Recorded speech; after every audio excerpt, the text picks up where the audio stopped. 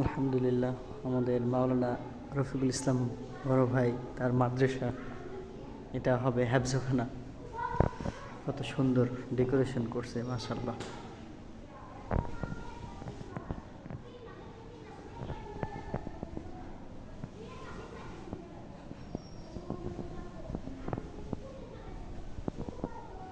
যে দেখেন এখানে একটা কোরআনের কত সুন্দর দৃশ্য দিয়ে দিছে, মাশাআল্লাহ। দারুল কোরআন ক্যাডেট মাদ্রাসা।